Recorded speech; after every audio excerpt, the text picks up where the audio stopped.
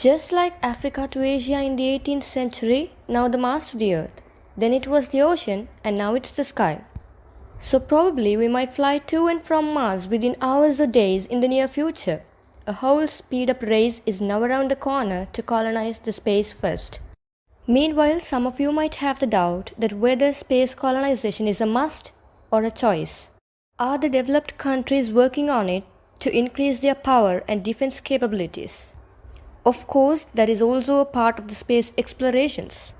But that isn't the actual reason behind these initiatives. This concept needs a discussion to decide the importance of the space colonization. That's what we are going to talk about in this video. Hello and welcome to SIAW, Science in a Wrap, and I am SIAW. Before coming to the actual question, let's look at 4 sub-questions that will bring us to the main topic at the end. From where did this idea initiated? What is the main need for space colonization? Is it really possible to colonize the space? What are the threats that might arise due to these colonization initiatives? Now the first question, where did the idea of space colonization arise from? Space explorations are being carried out for centuries by different countries for different purposes.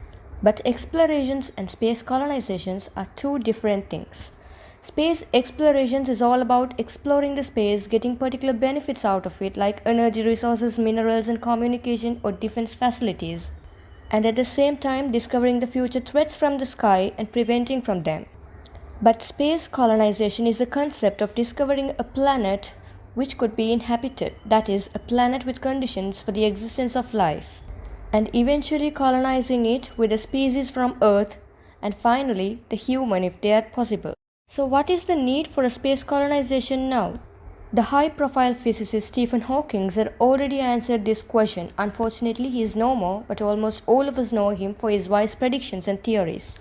He stated, humans need to colonize another planet within 100 years or face the threat of extinction.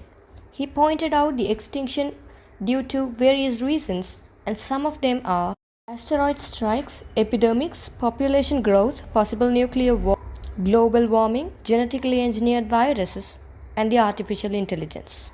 He further stated, although the chances of a disaster to planet Earth in a given year may be quite low, but it adds up over time and become a near certainty in the next 1,000 or 10,000 years. By the time, we should have spread out into space and to other stars, so a disaster on Earth would not mean the end of the human race. But Hawking isn't the only one to warn about the threat to human existence. Many of the scientists around now acknowledge his statement.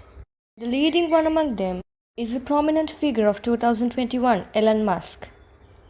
He stated the risk of extinction is becoming irrelevant in the age of artificial intelligence. He is one of the leading figures in the race of Mars colonization, and the world knows the man's passion for colonizing Mars. Let's move on to the third discussion, possibility of space colonization. Life on the International Space Station reveals some main challenges we would face, and they give us the question if space colonization would be possible and can we survive in the space. Simply, the cost for ferrying water for just 6 inhabitants would cost around $2 billion per year. But anyhow, this could be neglected if the planet could have its own water sources or could be mined from other nearby asteroids. Still, there are other facts, the stresses to the human body.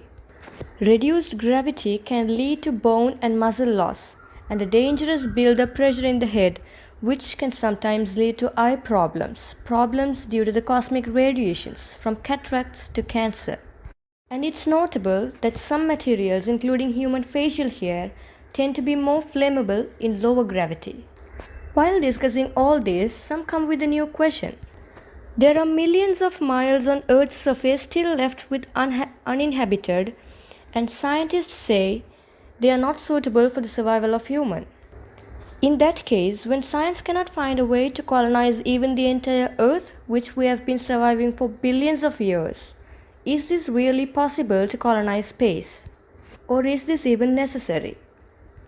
Instead, why don't scientists try to find out a way to colonize the rest of the Earth's portion? Well, that's a question even we couldn't find the answer. So I leave this question to you. If you have any answers, please mention it in the comment section below.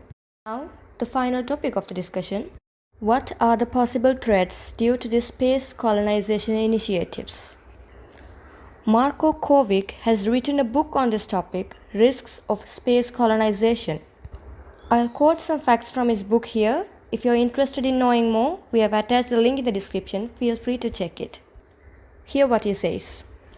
In the search of a new habitat, the focus on the existing problems on Earth will be reduced. While physicists and organizations are spending billions and trillions on space explorations, their focus might be diverted from the current problems on Earth. At least a percentage reduction in their concerns is evident.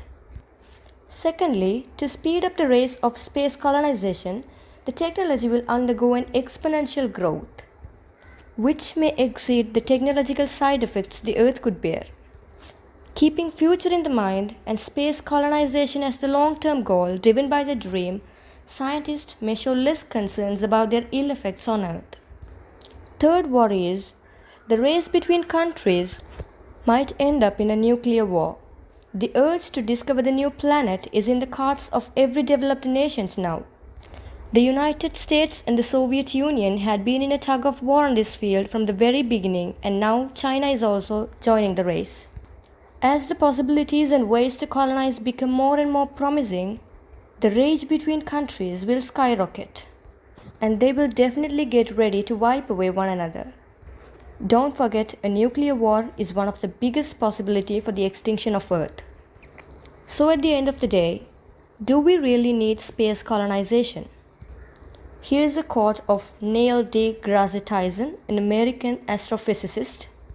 Space exploration is a force of nature unto itself that no other force in society can rival.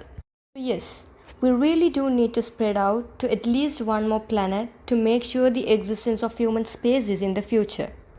But that process must be taken with all care and not to mess up with the nature. This is just an explanation video with the very basics of space colonization content, an attempt of knowledging the people from the very beginnings. But in our future videos, we are planning about giving the up-to-date news about various fields of science and technology.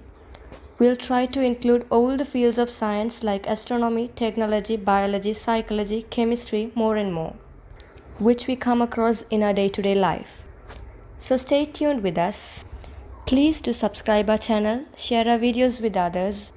Your feedbacks and support means so much to us, so please leave your comments. You can contact us through the Twitter ID mentioned in the description box. Stay safe, stay happy.